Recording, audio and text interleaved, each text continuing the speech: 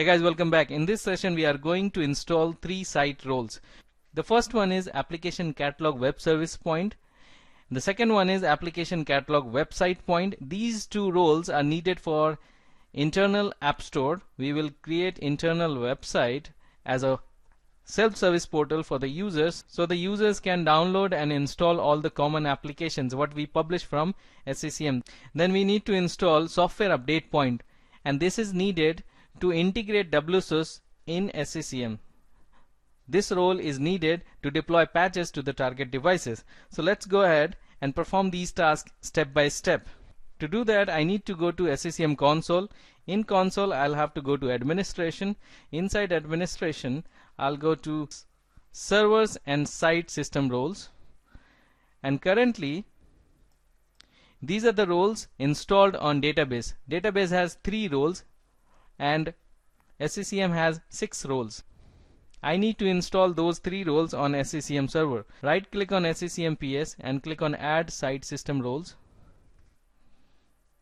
This wizard will help you to install the roles. I just have to click on Next and Next. Choose the first 2 and Software Update Point and click Next. Software Update Point has to use the second option because WSUS is configured to use the port 8530 and 8531, and all our computers are intranet connected, so I'll leave that as it is. Next. I'll leave that as it is. Next. Now synchronize from Microsoft Update Server. Next. How often WSUS will talk to Microsoft Update Server? So I need to enable this option. Every 7 days it will keep on talking to Microsoft Update Server, and in case something goes wrong and if it fails, then it will generate an alert. Next. What will happen to the superseded updates? I'll immediately expire them, the updates which are superseded, like the outdated updates which are no more required, and then run WSUS cleanup wizard so that it will remove all the superseded and expired updates from SCCM console. I'll go Next. Then I'll leave it as it is and go Next. I need to choose critical update and security update. That's it. You may choose all of them, but it's gonna take a long time to download all of them, so I'll leave only 2 boxes checked and click on Next. Now we need to choose the product. Currently we have 2 products. One is Windows Server 2016 and then Windows 10. These are the only 2 products we have. So I'll click on All Product and click on All Product again. Make sure you do that.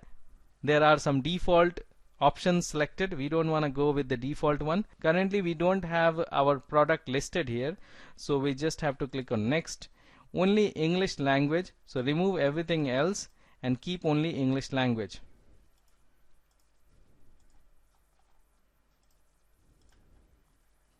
So I'll leave English language as it is. Next. Now it's going to create one website inside default website. So the site name, I'll say App Store Web Service, and it's going to run on port 80 on HTTP connection. I'll leave that as it is. Next. And web application name App Store, and next. Organization name. The color of the website teal. Next. Next. And close it. Now click on Start and click on Server Manager and click on Tools and click on Internet Information Services. You will see that it will create 2 websites under Sites, Default Websites. I'm going to right click on Default Website and refresh and expand this. I see 2 websites got created, App Store and App Store Web Service, the one which we have created just now. Okay, just to give you a recap what we have done so far, we installed Application Catalog Web Service Point, Application Catalog Website Point, and Software Update Point. These are the roles we installed just now. Very good. I want you guys to perform the same step, and I'll see you in the next session. Thank you.